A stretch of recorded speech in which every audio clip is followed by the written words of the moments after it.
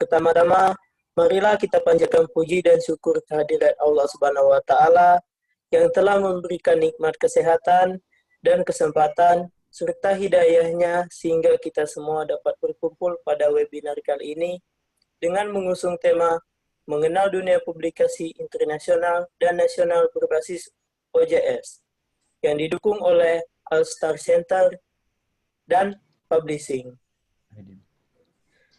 Hadirin yang saya hormati, perkenalkan saya Wendy Fernanda selaku Master of Ceremony akan membacakan susunan acara pada kegiatan pagi hari ini. Pertama, pembukaan. Kedua, menyanyikan lagu kebangsaan Indonesia Raya. Ketiga, doa. Keempat, sambutan. Kelima, acara inti. Keenam, penutup.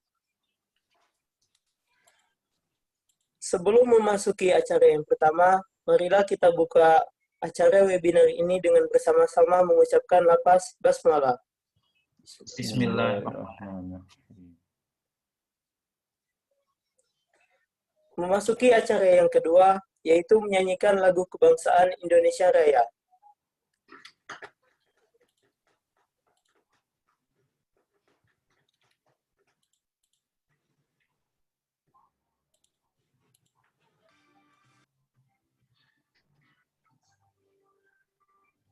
Indonesia tanah airku, tanah tumpah darahku.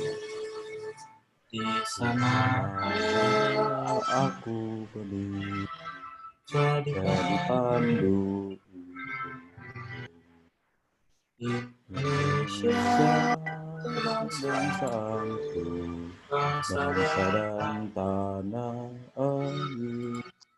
marilah kita berseru Indonesia bersatu.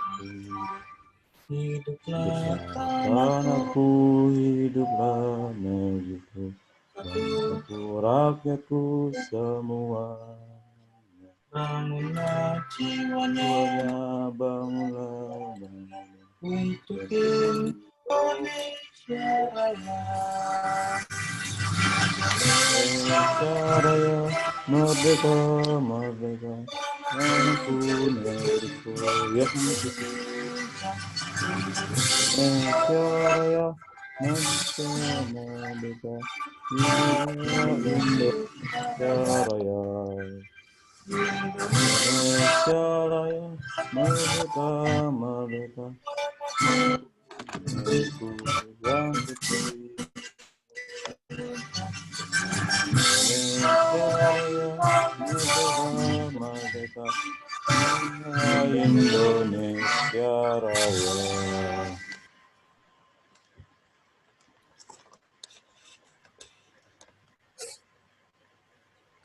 Acara selanjutnya adalah doa. Sebelum memulai acara pada pagi hari ini, marilah sama-sama kita membacakan doa kepada Tuhan Yang Maha Esa. Semoga webinar kali ini dapat berjalan dengan nikmat dan lancar. Berdoa menurut kepercayaan masing-masing, dimulai.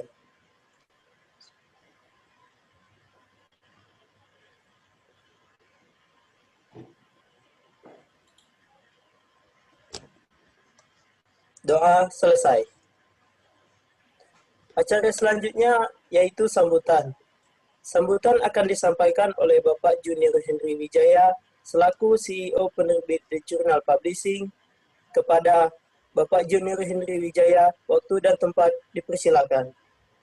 Ya, terima kasih pada MC. Assalamualaikum warahmatullahi wabarakatuh.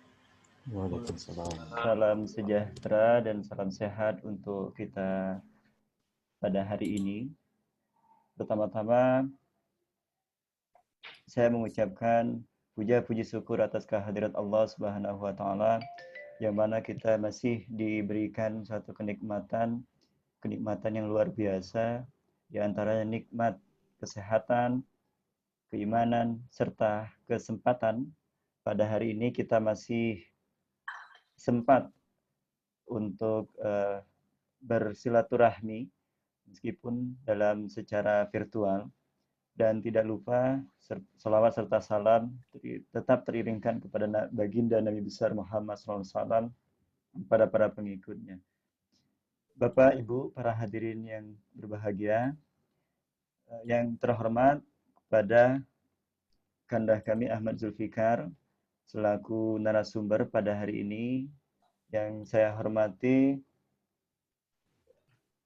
Pak Andri selaku narasumber pada hari ini, dan pada moderator Mas Yuda juga yang saya hormati, dan tidak lupa kepada Bapak Ibu serta pada hari ini yang sempat bergabung di acara webinar, khususnya webinar bulan pertama di bulan September tentang mengenal jurnal internasional maupun nasional yang berbasis Open Journal System, dan kemudian nanti akan dilanjutkan pada tanggal 27 September 2020 juga akan membahas tentang masalah peningkatan kesehatan selama masa pandemik, dan diisi oleh beberapa dosen dari Universitas Muhammadiyah Yogyakarta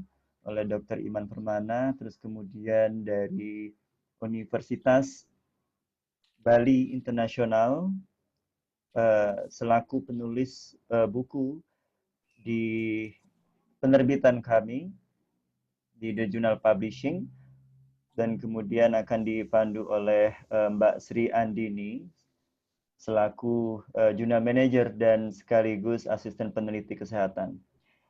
Dan pertama-tama saya selaku CEO dari The Journal Publishing tentunya sangat berharap dengan adanya kegiatan webinar yang diselenggarakan oleh penerbit ini dapat memberikan manfaat dan informasi-informasi yang tentunya dibutuhkan oleh seluruh masyarakat Indonesia, entah itu baik dari sisi akademik dan kemudian dari sosial dan politik dan sebagainya. Nah, yang kedua, penyelenggaraan ini tentunya bertujuan untuk menyebarluaskan karya-karya terbaik dari Indonesia, baik itu mahasiswa, putra-putri masih pelajar, dan kemudian Bapak Ibu dosen yang membutuhkan publikasi. Tentunya kita di sini juga akan memberikan fasilitas tersebut, dan insya Allah di The Journal Publishing akan menjaring luas atau penguatan kerjasama dengan beberapa dari lembaga-lembaga institusi, baik itu perguruan tinggi maupun komunitas literasi.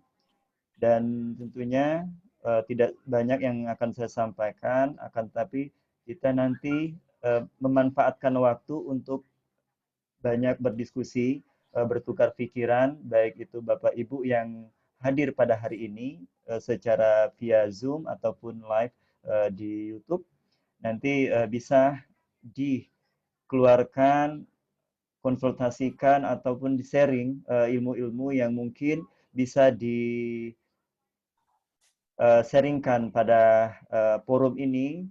Mudah-mudahan di waktu 2 jam ini kita bisa mampu bertukar pikiran dan tentunya bermanfaat untuk kedepannya.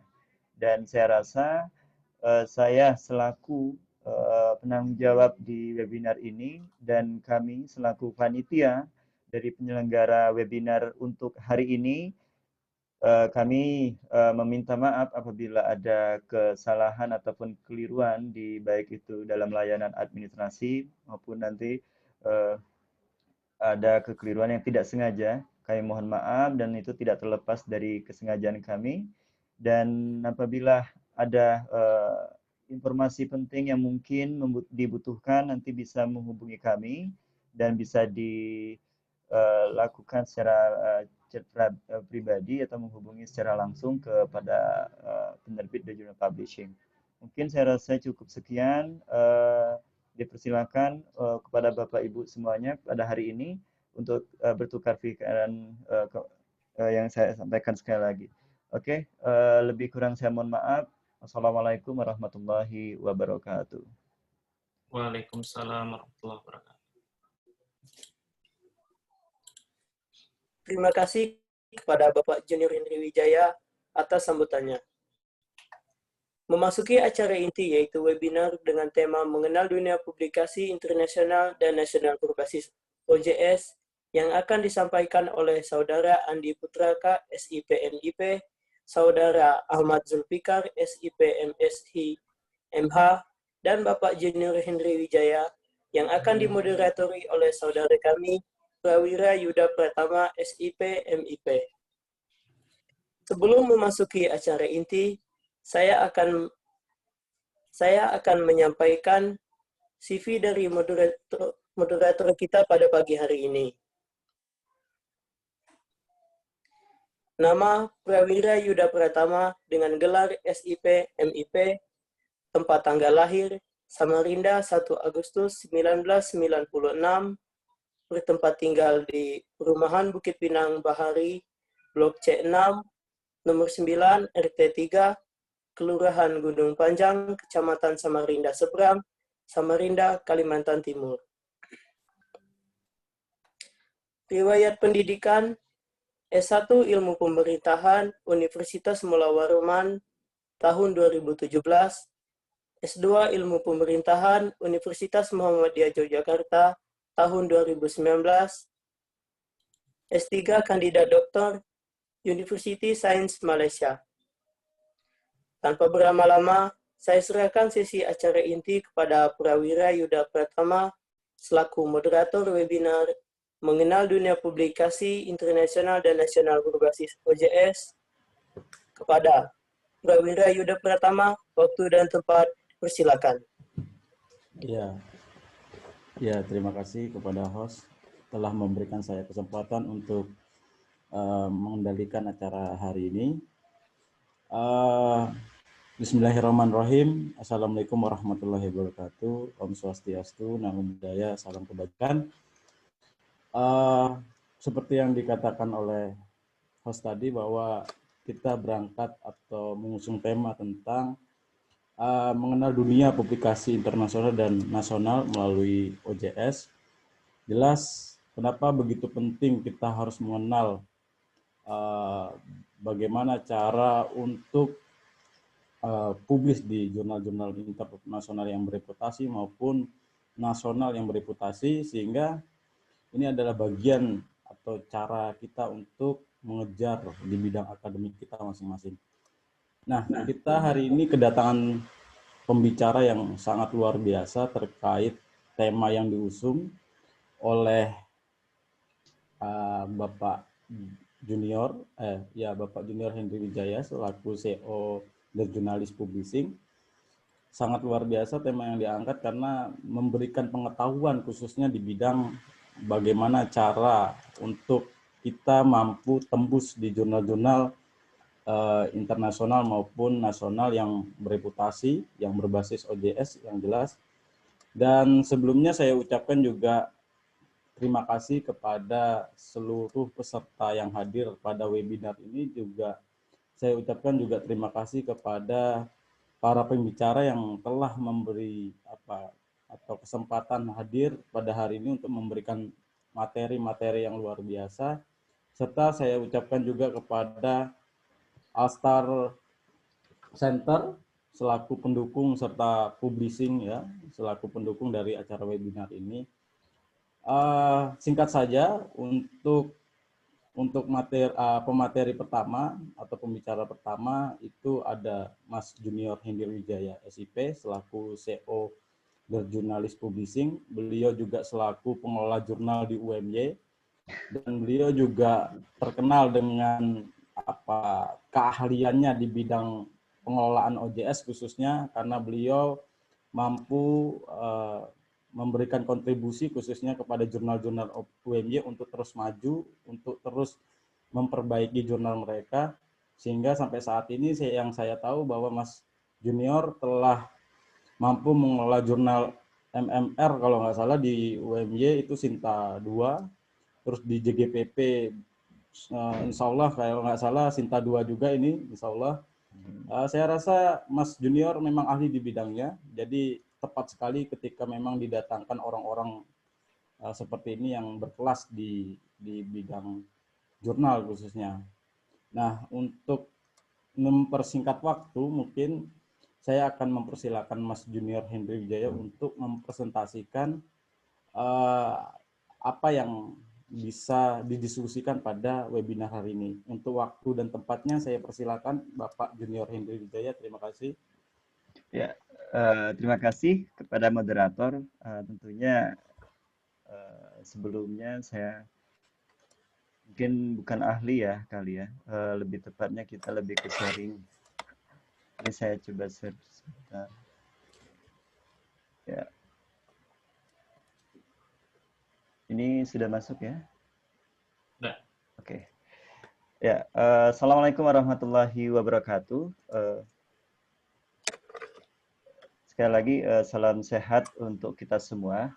Tentunya meskipun dalam keadaan masih situasi pandemik Corona atau COVID-19, kita masih tetap harus sehat dan tetap berkarya dan tidak lupa kemudian untuk tetap beraktivitas walaupun masih diberikan pembatasan seperti itu.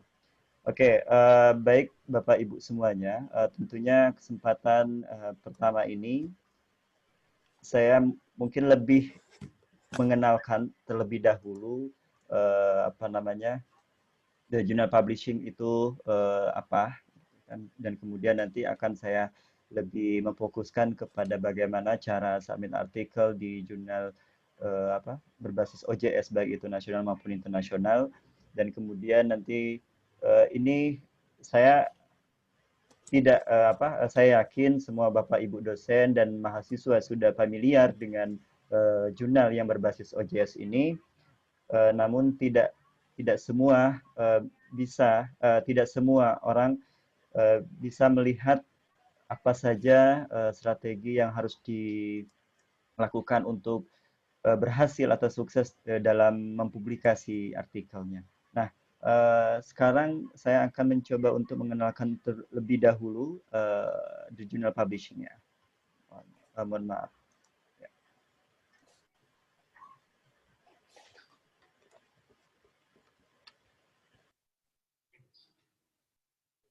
Suaranya nggak masuk, Mas Jun. Bisa saya putar dari tempat saya? Oh, boleh.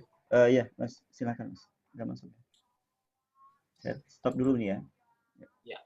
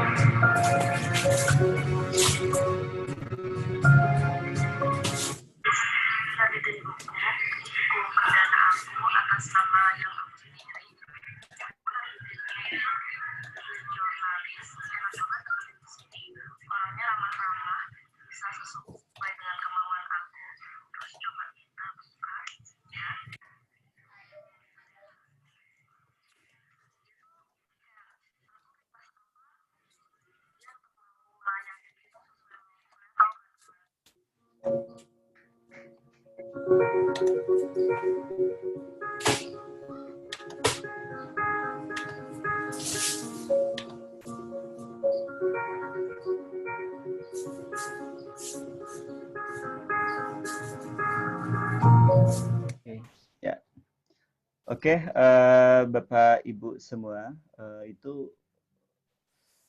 salah satu beberapa koleksi yang sudah bergabung bersama kami di The Journal Publishing. Tentunya harapannya mudah-mudahan nanti dari beberapa Bapak Ibu serta pada hari ini bisa dapat berkontribusi di The Journal Publishing dengan harapannya memang kita akan saling berbagi atau membantu dari sisi baik itu publikasi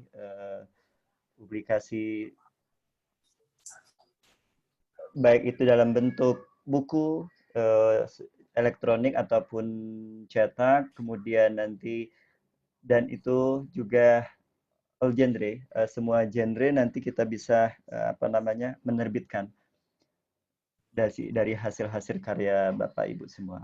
Kami tunggu nanti dan untuk informasi selanjutnya nanti bisa menghubungi di web kami di thejurnalist.com, itu insya Allah lengkap di situ. Oke, nah langsung ke tahapan selanjutnya. Nah di sini tentunya Bapak Ibu semua mungkin tidak semua tahu bagaimana cara mensubmit artikel dan mungkin saya rasa mudah-mudahan pada hari ini saat ini saya bisa berbagilah sedikit ilmu ini bagaimana tips tahapannya seperti apa nanti kita bisa simulasikan dan kita manfaatkan waktunya. Nah yang pertama tentunya tahapan submit artikel atau mengirimkan artikel ke jurnal yang berbasis OJS baik itu secara nasional maupun internasional, tentunya kita harus paham dulu websitenya jurnal. Kenapa? Ya sebelum kita akan mempublish atau mengetahui prosesnya, otomatis kita harus tahu websitenya terlebih dahulu. Terus kemudian nanti setelah kita sudah mengetahui websitenya dan kita sudah masuk ke websitenya atau rumahnya jurnal, otomatis kita sudah bisa membaca apa saja ketentuan dari jurnal yang berbasis OJS itu. Kemudian di sana nanti biasanya kalau jurnal-jurnal yang sudah bereputasi ataupun yang akan menuju akreditasi nasional, mungkin kita kenal dengan Sinta, itu biasanya lengkap di sana. Untuk baik itu dari sisi ketentuan. Terus kemudian tentunya kita harus daftar atau register akun dulu, akun sebagai penulis. Nah, di sini juga akan akan berpengaruh gitu ya. Sebelum kita memulai untuk submit artikel, otomatis kita harus punya akun terlebih dahulu. Nanti terus kemudian melengkapi data otomatis. Kalau kita benar-benar yakin atau kita sudah membaca ketentuan dari tahapan jurnal, itu kita sudah harus melengkapi ya data-datanya biar memudahkan baik dari pengelola jurnal maupun si pengguna sebagai penulis. Terus yang kemudian selanjutnya naskah sesuai dengan skop dan fokus jurnal. Ya tentu ini juga akan mempengaruhi kelayakan atau tidak layaknya jurnal Anda atau artikel Anda untuk publish di jurnal. Terus kemudian selanjutnya naskah sesuai dengan template. Nah, biasanya kalau di masing-masing jurnal itu punya kebijakan. Dia tadi menyediakan template-nya sendiri ataupun nanti diberikan outer guideline-nya sendiri. Dan itu jangan lupa dibaca. Terus kemudian submit naskah yang sudah disiapkan tentu. Jadi naskah yang sudah ready, sudah siap, itu tentunya nanti akan ada tahapan-tahapan tertentu yang harus diisi seperti itu. Oke. Terus kemudian setelahnya nanti saya ini mencoba untuk pengantar terlebih dahulu. Nanti nah untuk referensi jurnal. Nah, Bapak Ibu semuanya, baik itu mahasiswa, pelajar dan umum lah kalangan dosen akademisi, biasanya ada beberapa yang mencoba untuk mencari, sekarang zamannya modern ya, era digital, era Google, dan kita bisa tanyakan di Google. Nah, referensi jurnal itu bisa kita lihat dari ini versi saya ya. Versi saya biasanya saya mencari referensi jurnal itu di beberapa website seperti ini, Sinta. Kalau di Indonesia biasanya ada Sinta dikelola oleh Ristek Brin. Nah, nanti kita bisa masuk ke sini, nanti akan memudahkan kita untuk berjumpa dengan jurnal-jurnal yang kita butuhkan, misalnya skupnya tentang pemerintahan, nanti bisa searching gitu. Terus kemudian untuk internasional itu kita kenal dengan Scopus. Nah, ini juga akan sama.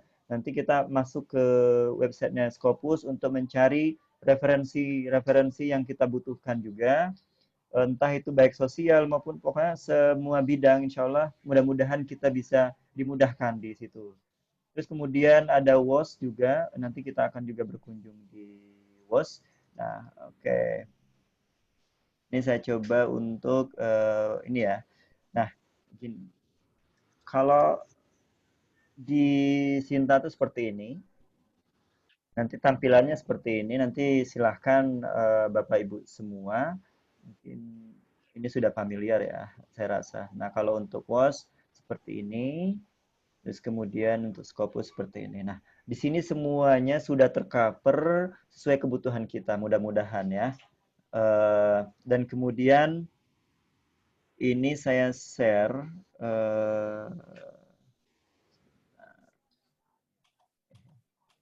Nih, ini sudah muncul belum ya? Muncul ya, Mas ya? Sudah. Misalnya ini. Misalnya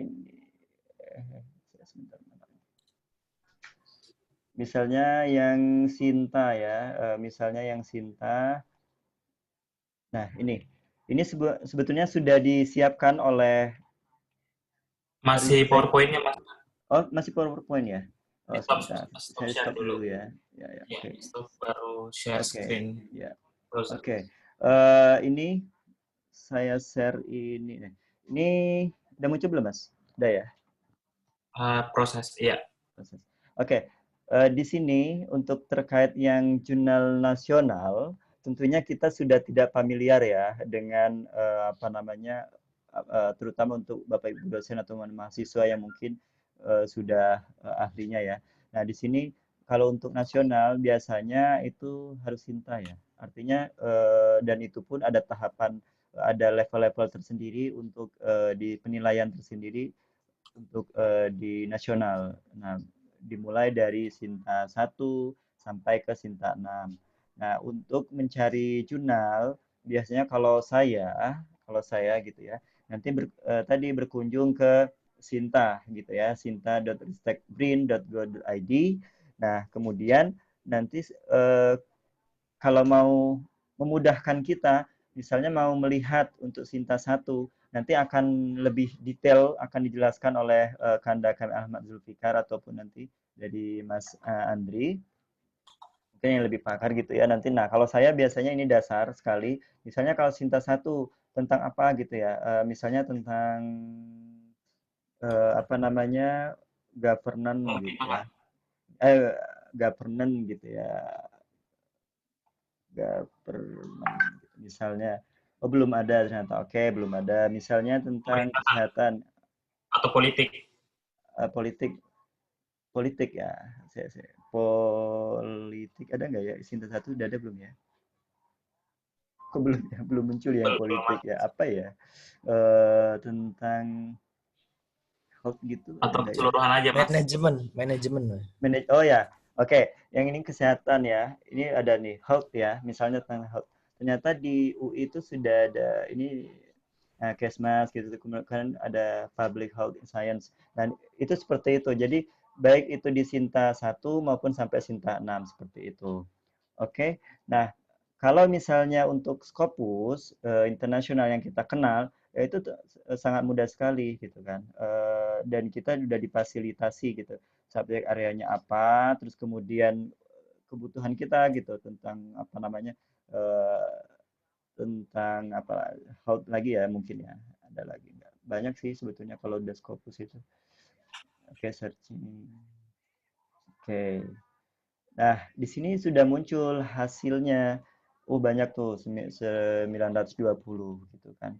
apa namanya untuk yang Scopus ya, dan itu pun tingkatannya juga akan berbeda-beda, sama seperti yang kalau di Indonesia kan ada Sinta 1, Sinta 2. Nah, kalau di Scopus itu biasanya ada Q1, Q2 gitu-gitu, dan impact-nya beda-beda, dan itu pun semuanya punya kebijakan masing-masing gitu ya.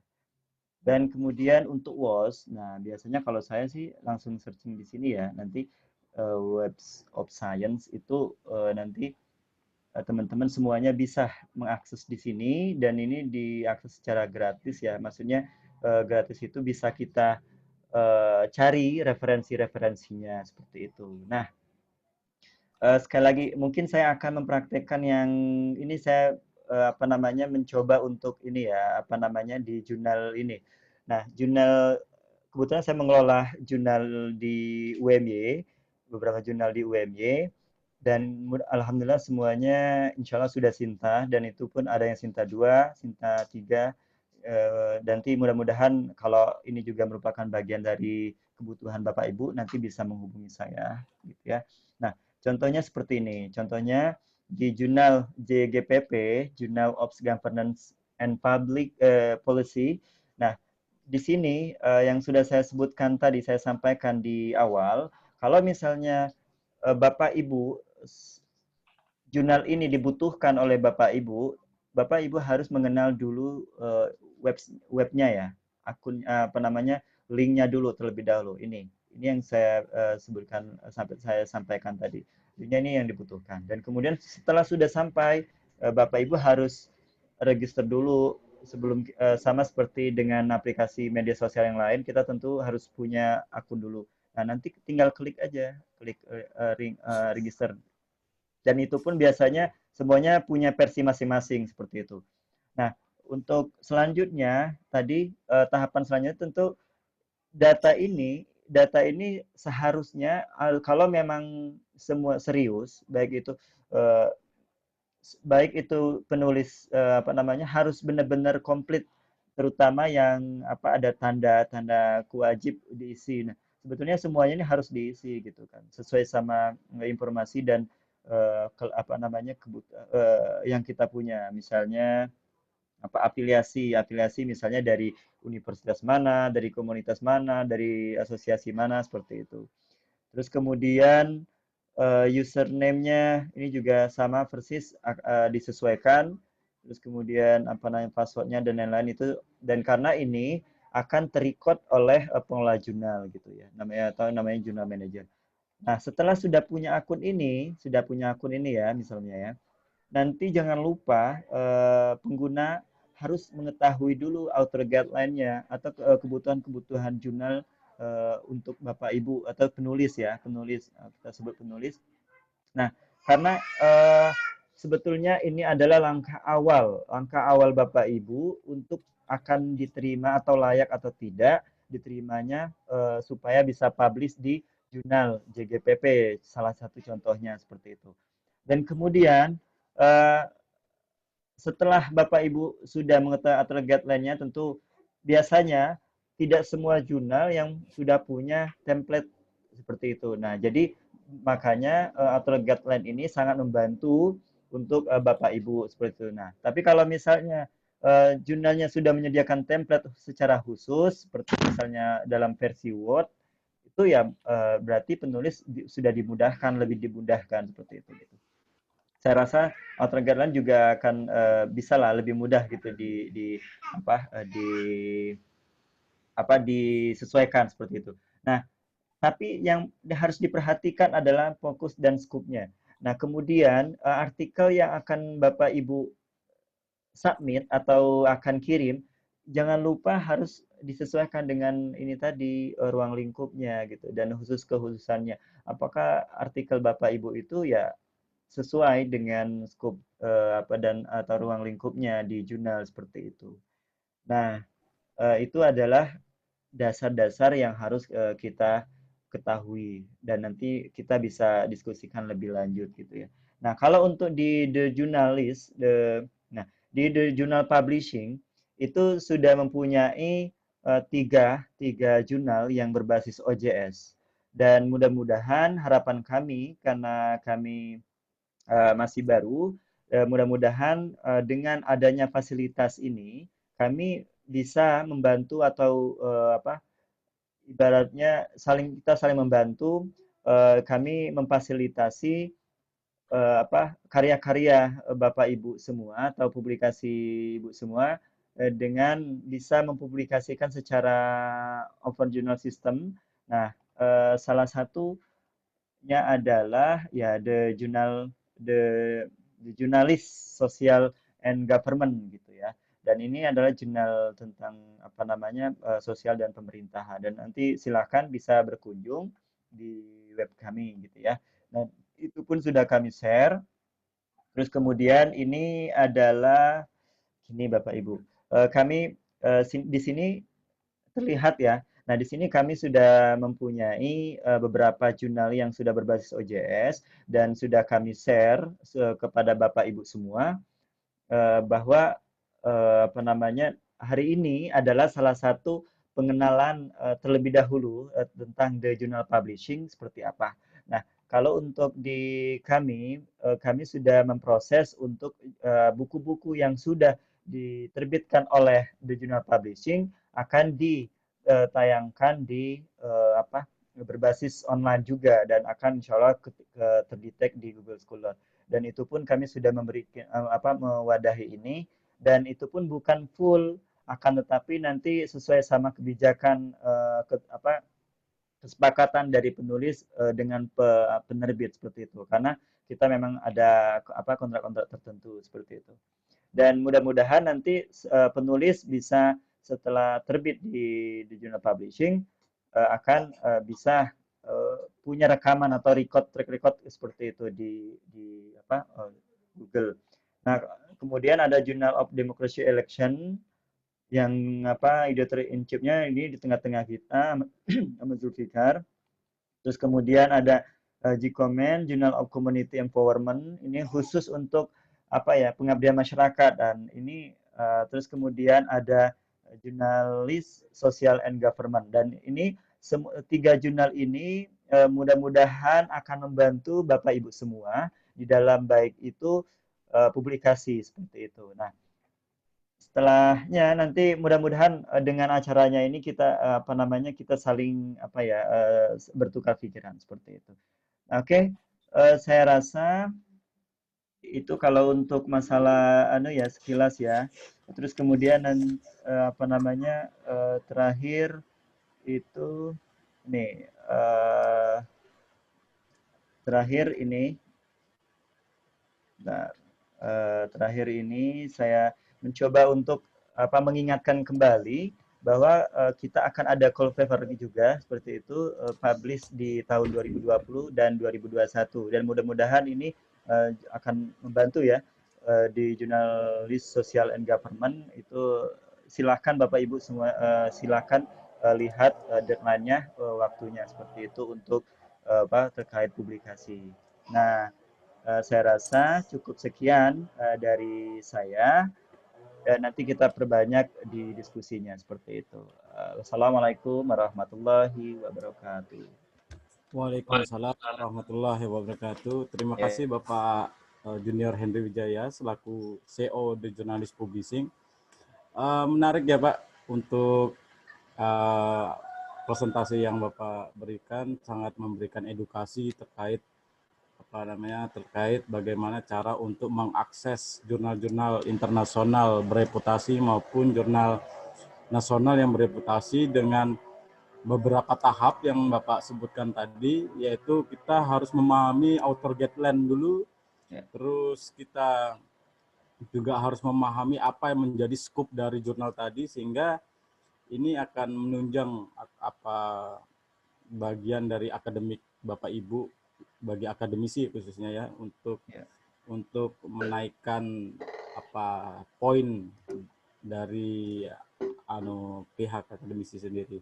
Nah, kalau saya dapat menyimpulkan bahwa hari ini kebutuhan terkait jurnal itu sangat dibutuhkan ya Pak untuk meningkatkan taraf akademisi maupun syarat kelulusan bagi mahasiswa, baik mahasiswa S1 maupun mahasiswa S2, maupun mahasiswa S3, karena kita tidak pungkiri bahwa jurnal berbasis OJS telah berkembang di kalangan kita, khususnya banyak yang harus kita ketahui tentang bagaimana cara untuk mengakses itu, yang seperti Bapak Junior Henry Wijaya sampaikan tadi. Nah, untuk selanjutnya mungkin kita akan melanjutkan sesi kepada Bapak Andri Putra Kesmawan, SIP MIP. Beliau adalah Ketua Relawan Jurnal, dan beliau juga aktif di pengelola jurnal akreditasi Sinta gitu kan. Untuk waktu dan tempatnya mungkin Bapak Andri Putra Kesmawan, SIP MIP, saya persilakan. Terima kasih. Assalamualaikum warahmatullahi wabarakatuh. Waalaikumsalam.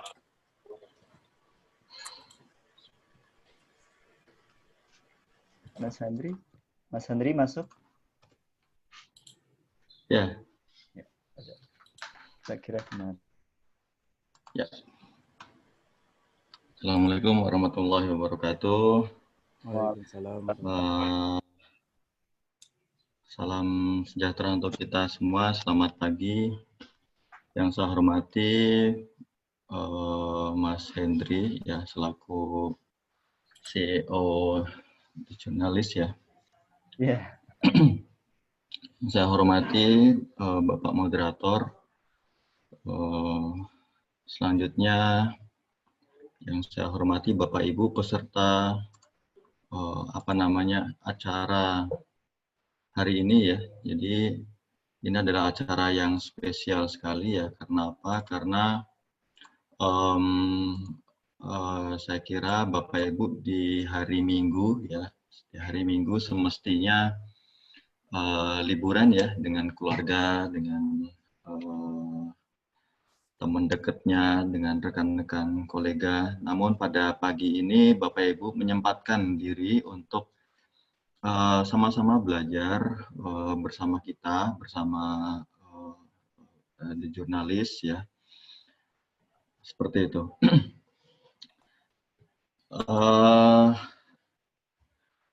Saya ingin sharing sedikit, ya, terkait dengan bagaimana kita sebagai penulis dan bagaimana kita sebagai pengelola jurnal, ya.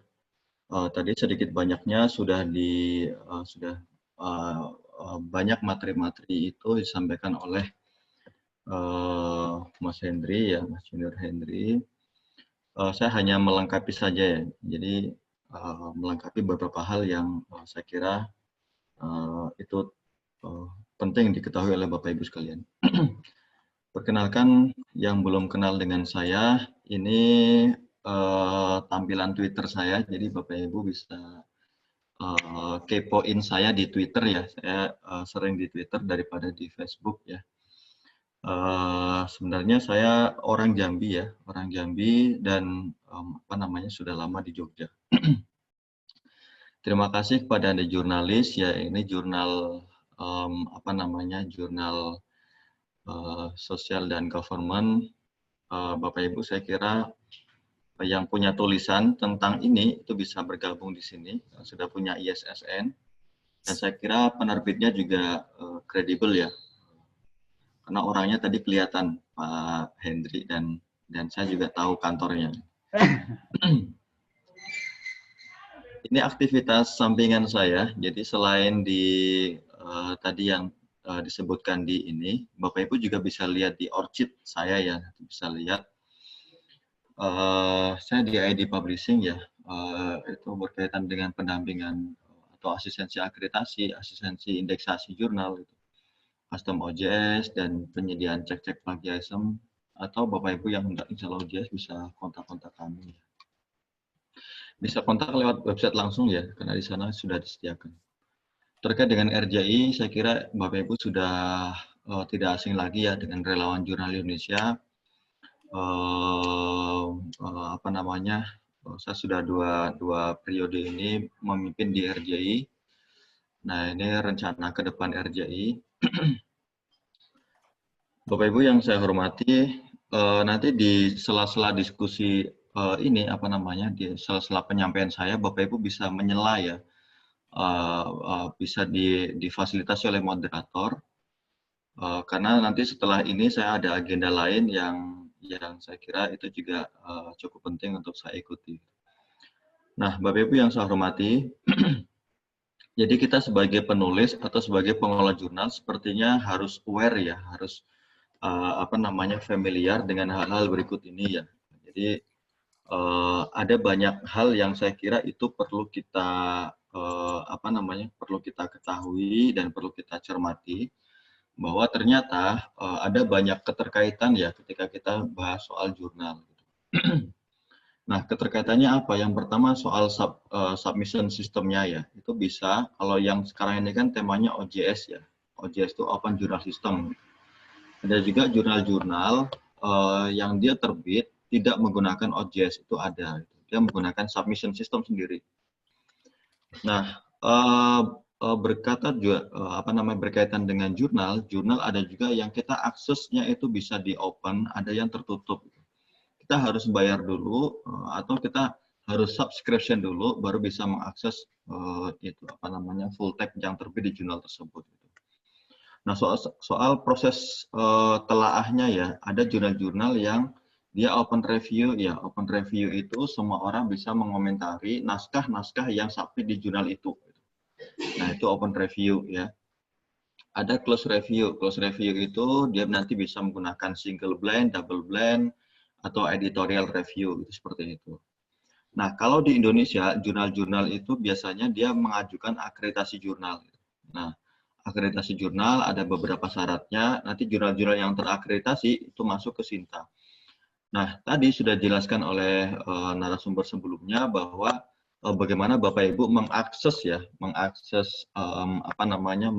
Sinta. Nah, yang di Sinta itu adalah jurnal-jurnal yang terakreditasi.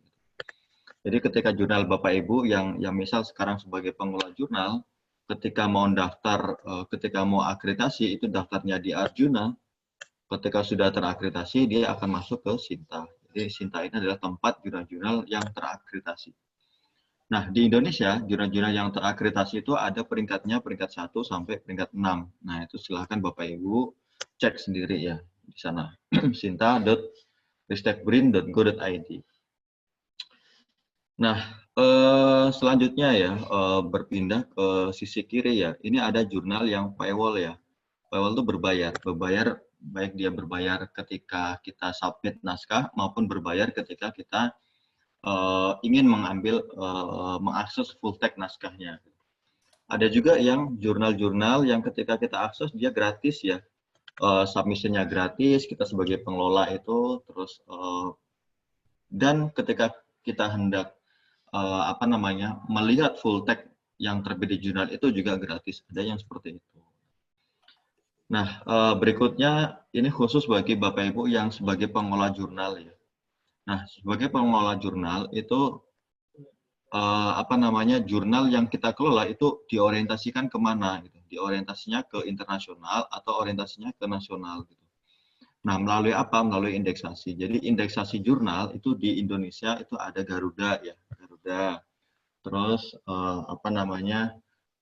kalau yang dulu itu ada namanya ISJD ya, ISJD, terus LIPI, portal Garuda. Nah, semuanya itu digabung menjadi satu di Garuda. Atau indeksasi internasional. Nah, indeksasi internasional ini ada yang misleading ya, misleading metric dengan yang non misleading metric. Nah, misleading metric ini indeksasi yang questionable, yang dipertanyakan soal metrik yang digunakan karena tidak transparan seperti itu. Nah, terkait dengan misleading metric ini kita juga ada beberapa patokan ya ketika hendak mengirimkan naskah ke jurnal. Bapak Ibu perlu melihat ini jurnalnya masuk ke dalam questionable metric atau tidak gitu. Termasuk ke dalam indeksasi yang diragukan atau dipertanyakan atau tidak. Dipertanyakan itu misal penerbitnya tidak jelas, terus tim editornya tidak transparan.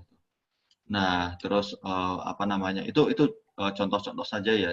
Tapi ada banyak jurnal-jurnal, indikator-indikator yang dianggap sebagai jurnal yang dipertanyakan. Nah, Bapak Ibu yang saya hormati, kita kadang apa namanya, sebentar, mohon maaf sebentar.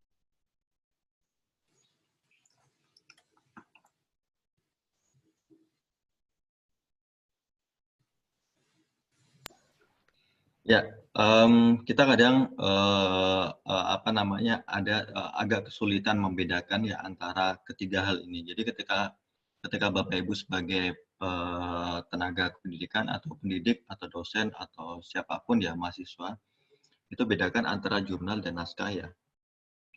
Antara jurnal dan naskah itu dibedakan gitu. Misal saya mau kirim jurnal, nah itu diubah menjadi saya mau kirim naskah atau manuskrip seperti itu. Naskah, manuskrip. Setelah itu masuk ke artikel, setelah itu baru jurnal. Jurnal itu wadah untuk menerbitkan artikel-artikel ini. Naskah ini adalah draft, manuskrip ya, seperti itu. Nah, Bapak Ibu yang saya hormati, jadi masuk ke dalam bagian penulis ya. Jadi Bapak Ibu sebenarnya apa orientasinya ketika Bapak Ibu menuliskan sebuah apa namanya manuskrip atau draft atau sudah punya artikel. Nah, ketika hendak mengirimkan artikel itu ke sebuah jurnal, itu orientasinya apa? Karena orientasi ini berdampak pada hal-hal yang lainnya itu. Hal-hal yang lainnya misalnya ketika jurnal ya apa namanya yang hendak Ibu Bapak sasar ya tuju itu mungkin perlu dihindari adalah jurnal-jurnal yang tidak predator ya, yang tidak predator. Nah, tujuannya apa? Tujuannya misal itu sebagai syarat untuk memperoleh hibah. Nah, atau saya mau kirim naskah ya, mau kirim naskah atau mau kirim artikel ke sebuah jurnal ya, ke sebuah jurnal itu hanya sebagai udah penggugur kewajiban ya, penggugur kewajiban itu. Maka saya kira Bapak Ibu tidak perlu pilih-pilih jurnal. Nah, seperti itu. Atau misal Bapak Ibu tujuannya mulia sekali ya, saya mau berkirim naskah ke sebuah jurnal atau sebuah media apapun, tujuannya apa? Tujuannya untuk biar orang lain banyak membaca artikel saya, biar orang lain banyak membaca karya saya. Maka ketika diseminasi tujuannya ini, itu Bapak Ibu tidak harus ke jurnal ya. Ya, tidak harus ke jurnal, tapi Bapak Ibu bisa ke media-media yang lain, ke koran, ke majalah, atau ke via YouTube atau via podcast seperti itu, dengan cara menjelaskan bahwa apa namanya temuan riset Bapak Ibu sekalian itu bisa dibaca oleh banyak orang. Nah, saya kira itu. Jadi tentukan dulu orientasi Bapak Ibu mengirim naskah itu buat apa. Kalau semuanya buat PAK, maka cari naskah jurnal-jurnal ya yang terhindar dari blacklistnya PAK, daftar hitamnya PAK. Tapi kalau semuanya udah saya mau berkirim naskah masa bodoh tentang itu, saya mau yang penting naskah saya dibaca banyak orang, nah, maka temuan-temuan riset atau naskah itu bisa apa namanya diringkas dan diunggah di apa namanya di preprint atau di sebuah majalah atau sebuah koran atau bahkan di media sosial, misal di Twitter dibuat semacam sebuah utas atau sebuah thread bahwa di sana Bapak Ibu menjelaskan riset-risetnya seperti itu, maka orang lain akan banyak membaca gitu. Kalau orientasinya penyebaran ilmu pengetahuan. Tapi kalau orientasinya citasi, ya itu lain lagi. Nah, seperti itu. Jadi yang lainnya ya bisa citasi, bisa apa. Seperti itu. Nah, jadi Bapak Ibu ketika mau berkirim naskah atau ketika melakukan penelitian atau melakukan riset, apa namanya itu ditentukan dulu orientasinya apa. Nah, ketika hendak memulai melakukan riset atau penelitian atau apapun ya yang berkaitan dengan itu, maka Bapak Ibu perlu ini itu misal saya butuh data gitu, data sekunder atau data primer sekalipun yang perlu kan kita baca dulu misal bidang keilmuan kita apa, baca dulu apa namanya stage-nya di mana itu, karena kita harus ketika menuliskan kita harus tahu standing point kita di mana seperti itu. Nah itu ada rujukan-rujukan yang saya kira itu perlu Bapak Ibu cek ya, karena ini sifatnya gratis. Gitu. Saya tidak tuliskan di sini yang tadi sudah disebutkan oleh Pak apa namanya Mas Hendri soal database yang berbayar. Nah kalau ini gratis semua, Bapak Ibu bahkan bisa melihat apa namanya kumpulan-kumpulan riset atau data-data mentah itu ada di sini, data di .mendeley gitu. Atau data-data yang ada disediakan oleh pemerintah itu bisa di data.go.id. Nah, yang jadi persoalan adalah ketika Bapak Ibu melakukan melakukan penelusuran sebuah data atau sebuah referensi, itu Bapak Ibu menggunakan database yang open atau database yang close ya, atau kombinasi keduanya ya. Kalau kombinasi keduanya itu mungkin bisa saling melengkapi ya, tapi jika di salah satu itu agaknya susah ketika kita menentukan stage-nya gitu, karena minimal ketika kita saya mau start point-nya di sini gitu, itu harus baca jurnal dulu kan. Nah jurnal yang diakses itu jurnal yang close atau jurnal yang open gitu. Nah itu juga nanti akan ada perbedaan gitu.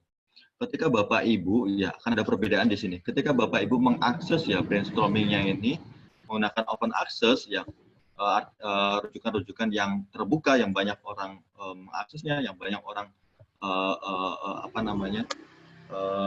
mempublikasikan secara terbuka, itu akan berbeda ketika Bapak Ibu brainstorming-nya ke jurnal-jurnal yang misal Bapak Ibu bahkan susah mengaksesnya. Ketika mau mengaksesnya harus bayar sekian ribu dolar atau sekian ratus dolar. Nah, itu akan berbeda sekali hasilnya ya. Hasil standing point-nya itu. Nah, seperti itu. Apalagi misal orientasinya ke sini itu. Nah, saya kira itu penelusuran yang baik menggunakan open access jurnal atau closed jurnal. Terus selanjutnya ya itu saya kira Bapak Ibu perlu aware dengan karyanya, gitu. Aware dengan karyanya dengan cara dicek kemiripan dengan karya-karya yang sudah terbit sebelumnya atau yang sudah beredar di Google sebelumnya, gitu. Sehingga kemiripan itu bisa dihindari ya, dan kita tidak dianggap sebagai pendidik yang plagiasi seperti itu. Nah ini contoh tampilan, saya kira Bapak Ibu juga sudah familiar dengan ini. Kalau mau ngecek cek plagiasi juga banyak sih, bisa juga lewat saya untuk pemesanan itu. Ini saya contohkan satu naskah yang saya coba bantu cekkan. Nah, ini ada yang seperti ini. Nah, Bapak Ibu bisa melihat ini 38%. Ini belum di-exclude ya. Exclude itu dikecualikan. Apa saja yang harus dikecualikan? Yang pertama adalah abstrak ya, itu di-exclude ya. Terus yang kedua itu adalah citasi ya, quote ya. Terus yang ketiga referensi ya, bibliografi. Nah, itu perlu di-exclude, dikecualikan. Karena biasanya kan kalau kita melakukan di abstrak ini kan kadang kalaupun ada sama, kayaknya tidak terlalu banyak kesamaannya ya dari segi jumlah katanya. Maka ini saya direkomendasikan untuk di-exclude ya. Yang kedua, ini yang di-quote ya. Quote itu kan ada dua jenis ya, quote langsung atau quote tidak langsung, atau sitiran atau citasi langsung atau citasi tidak langsung. Kalau citasi langsung itu kan misal menurut junior _2, nah kalimat junior semua itu. Nah, dalam kurung 2021 gitu. Nah, artinya menurut junior ini yang kalimat itu kan sama persis dengan apa yang junior tulis di tempat yang lain gitu. Nah, maka kalau ini tidak di-exclude, maka ini dianggap plagiat. Padahal itu tidak. Padahal itu hanya kita menuliskan pendapatnya junior, ya pendapatnya junior di karya kita, dan kita sudah menampilkan sumbernya itu. Misal junior di jurnal apa dalam kurun 2021. Nah, maka yang quote-quote seperti ini itu di di-exclude ya. Terus yang ketiga referensi atau bibliografi. Nah, referensi-referensi ini kan tidak ketika kita mengutip sebuah karya orang ya, sebuah jurnal atau buku kan otomatis judul dan pengarangnya sama di bibliografi atau di referensi, maka itu disarankan untuk di-exclude seperti itu. Nah, jadi saya kira itu 3 hal itu yang saya kira itu perlu di-exclude atau perlu dikecualikan ya, dianggap tidak plagiat atau tidak sama dengan karya orang lain, karena ketika kita mensitasi itu mencantumkan sumbernya, ketika kita menuliskan referensi di sana juga itu harus sama dengan referensi yang aslinya seperti itu. Nah, ketika muncul angka 38 mau baik Turnitin atau iTindicate atau similarity check ya, yang jenis-jenis cek plagiasi itu, Bapak Ibu jangan langsung menjustifikasi orang tersebut, Anda plagiat. Karena apa? Karena ini ada 78 tuh sama dengan milik orang lain. Tidak seperti itu. Cek plagiasi ini itu sebagai alat ya, alat untuk menunjukkan kepada kita bahwa oh ternyata karya beliau ya itu mirip dengan karya orang lain. Nah, miripnya harus dicek satu-satu. Nah, dicek dulu. Jangan langsung justifikasi, Anda plagiat, nggak boleh seperti itu. Nah, seperti itu ya. Ini ketika nanti Bapak Ibu sebagai pengelola jurnal atau sebagai kita selaku selaku penulis seperti itu. Nah, tadi yang saya jelaskan tadi, maka kesimpulannya adalah ini, akui ide orang lain dengan cara citasi karyanya. Ketika kita mensitasi karyanya, itu tuliskan sumbernya. Kalau enggak, nanti dianggap sama. Seperti itu. Nah, ada yang menarik ya, ketika kemarin saya menjadi narasumber di Universitas Negeri Padang ya, ada yang bertanya, ketika jurnal terindeks di Scopus, apakah itu dianggap apakah itu dianggap sebagai jurnal yang bereputasi atau berkualitas? Gitu. Saya jawab tidak. Gitu. Karena ukuran kualitas itu tidak pada indeksasinya. Gitu. Tidak pada indeksasi jurnal tersebut terindeks di mana itu kualitas enggak. Gitu. Atau jurnal X karena banyak citasinya itu berkualitas, itu juga tidak. Gitu. Atau karena banyak karena impact factor-nya tinggi, itu juga tidak. Atau karena banyak orang yang baca, itu juga enggak. Nah, ukuran kualitas itu sebenarnya subjektif ya, tergantung siapa yang melihatnya. Nah, kalau menurut saya ukuran kualitas itu ada pada tim jurnal itu sendiri. Tim jurnal itu ketika mengelola jurnalnya dengan baik, dengan ikhlas, terus tanggung jawab tinggi, ketika memberikan masukan atau catatan-catatan yang baik, maka saya anggap jurnalnya adalah jurnal yang berkualitas seperti itu, walaupun dia belum bercinta. Misal jurnal jurnalnya ini ya, misal jurnal ini ya, jurnal Social and Government gitu.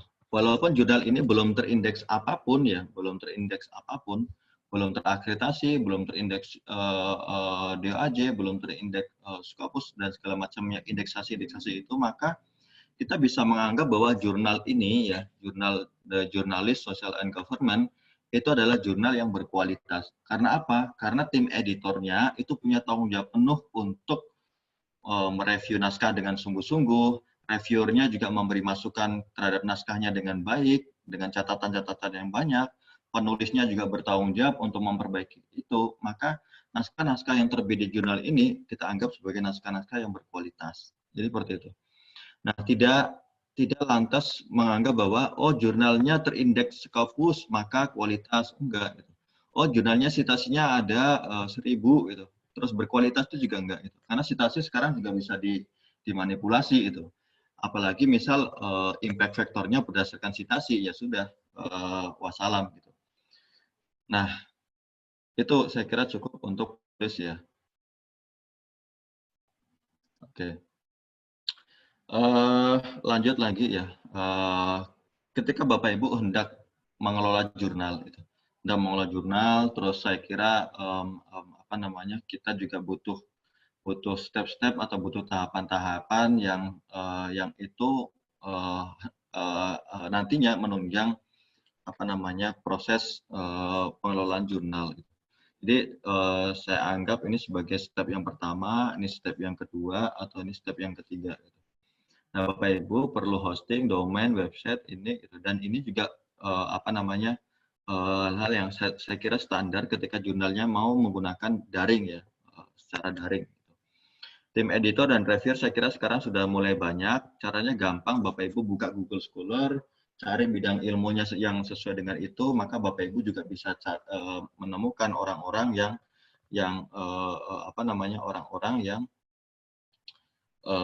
berkualitas atau sesuai dengan bidang keilmuan di sana itu. Atau Bapak Ibu mau cari reviewernya itu juga bisa cari di Sinta atau cari di manapun, atau call for reviewer atau call for editor buat Google Form itu. Nah, itu juga kirimkan ke grup-grup WA. Nah, itu bisa menjaring banyak orang-orang atau scholar atau akademia yang kiranya nanti bisa membantu sebagai tim editor atau reviewer. Bisa paralel, di samping Bapak Ibu menyiapkan ini, maka Bapak Ibu juga bisa menyiapkan ini, policy, etik, pedoman penulisan, ruang lingkup, hak cipta dan lisensinya seperti apa, sampai proses reviewnya seperti apa, itu juga perlu dibuat. Misal kalau copyright-nya ke jurnal, maka Bapak Ibu juga perlu buat copyright transfer agreement atau CTA. Atau misal copyright-nya itu di penulis, maka Bapak Ibu perlu menyiapkan policy yang lain seperti itu. Nah, di berikutnya Bapak Ibu juga perlu memikirkan jurnalnya ini mau dibawa kemana itu, mau diindekskan kemana, misalnya indeks A, B, C itu ya silahkan. Gitu. Atau aku nggak mau indeks deh, jurnalnya mau akreditasi aja, ya sudah silahkan. Tapi yang jelas sebuah jurnal nanti butuh ISSN itu. ISSN yang dikeluarkan oleh PDDI LIPI seperti itu. ISSN itu semacam nomor urut untuk sebuah jurnal yang pusatnya itu di Perancis ya, seperti itu. Jadi kalau di Indonesia itu misal dikasih jatah nih, Anda dikasih jatah ISSN oleh Perancis itu 1000 ISSN dalam 1 tahun. Nah, itu bisa juga seperti itu. Tapi kita mengurus ISSN-nya cukup ke ke ini ya, ke PDDI LIPI gitu. Saya kira itu yang dapat saya sampaikan. Ini tadi sudah di awal sudah saya sampaikan. Demikian yang dapat saya paparkan. Semoga ini sebagai pemantik saja ya. Bapak Ibu yang hendak ditanyakan nanti bisa langsung. Karena setelah ini saya mau izin untuk ikut kegiatan yang lain ya di 10.20. Demikian. Terima kasih. Saya kembalikan ke moderator. Ya, terima kasih Mas Pak Andri Putra Kusuma, SIPMIP, selaku Ketua Relawan Jurnal Indonesia ya.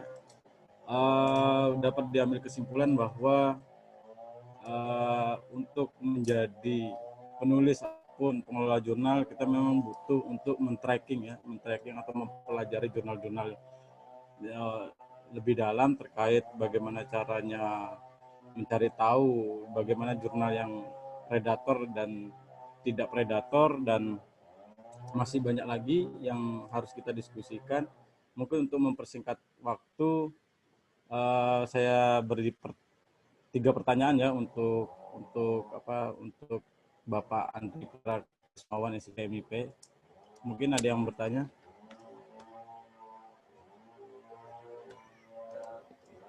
Itu di Moderator, ya. Di YouTube ada pertanyaan dari Pak Wahyullah terkait bagaimana strateginya supaya kita tulis bisa dipublikasikan di Sinta 4. Kemudian dari Pak Wahyullah juga, apa bedanya ISSN dan ISBN, mana yang menguntungkan? Mungkin bisa dijawab Mas Andri. Ya, benar. Ya, untuk Mas Andri mungkin bisa langsung direspon Mas Andri. Untuk waktu dan tempatnya saya persilakan Mas Andri.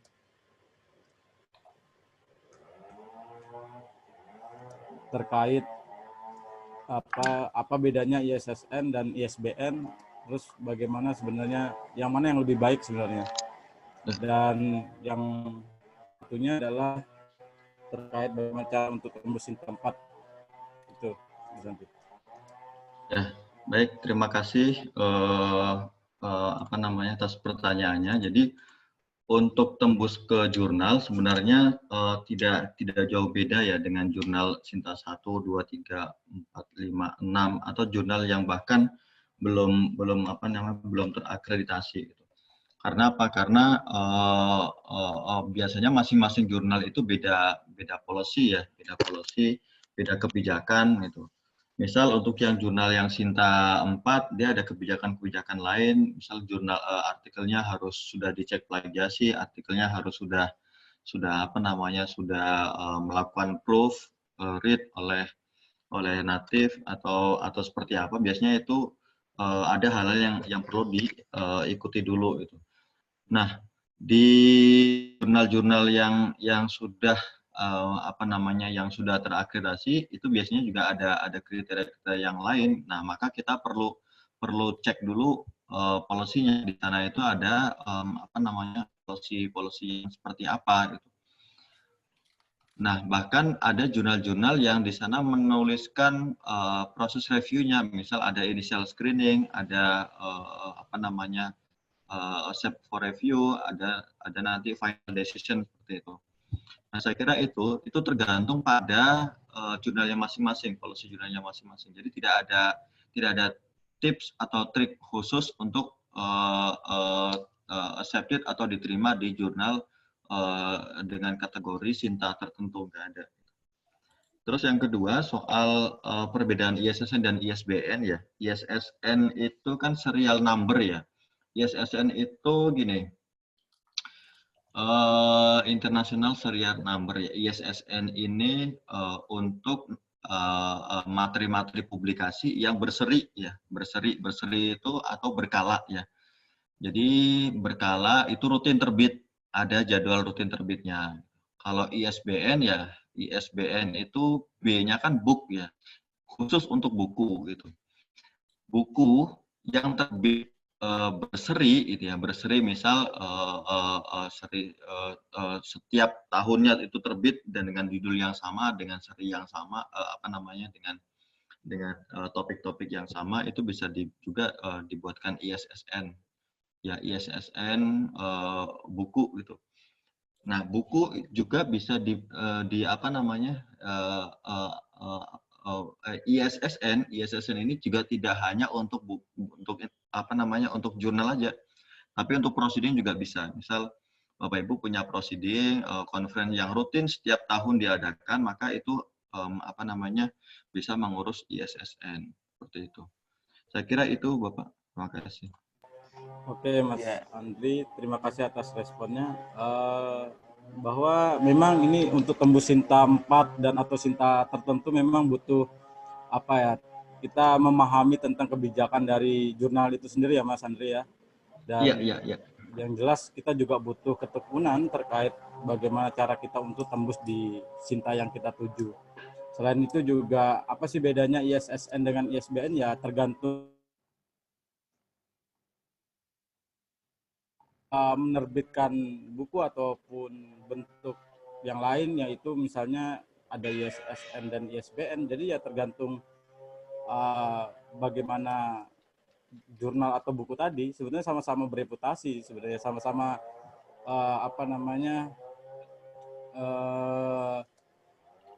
kalau jadi dalam menulis memang kita orientasi apa dulu. Jadi kalau memang orientasinya adalah untuk selamat untuk ilmu untuk seluruh umat ya kita nggak usah melihat ISBN atau apa dan segala macam gitu.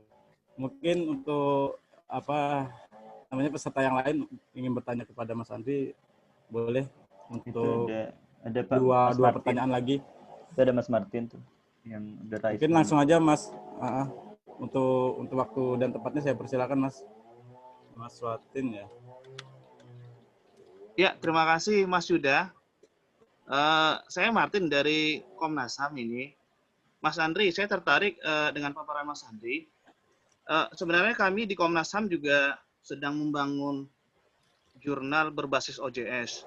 Memang ada beberapa kendala terkait teknis juga untuk aplikasi seperti itu.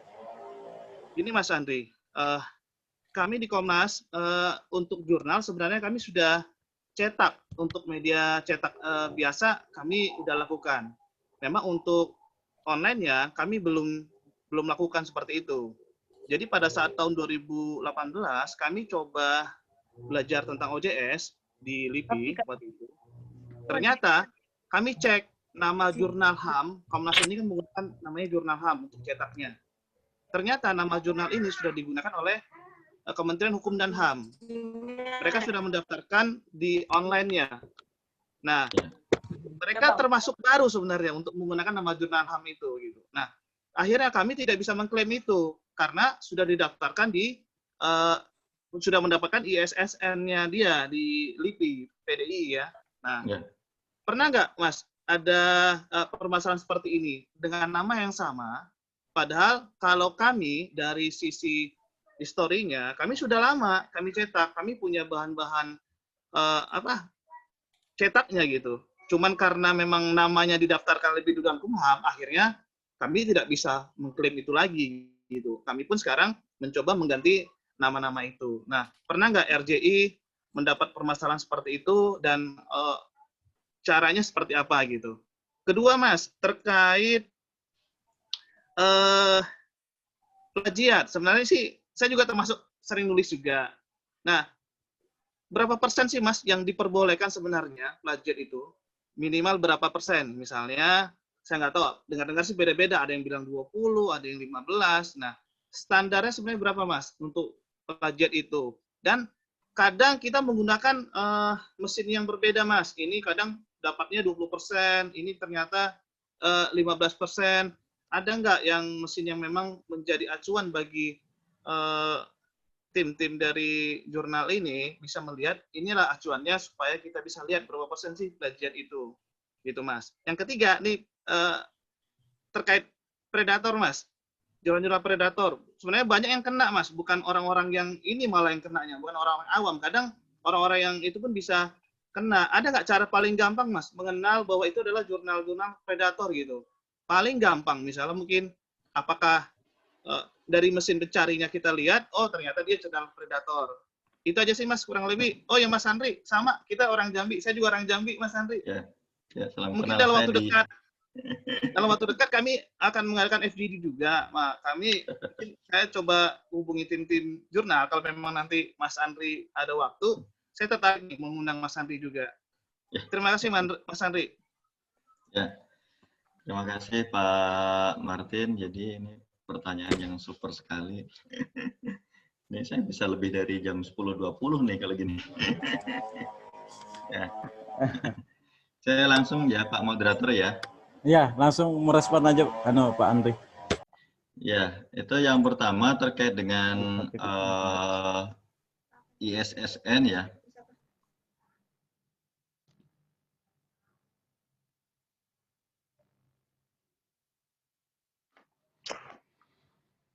Udah ini.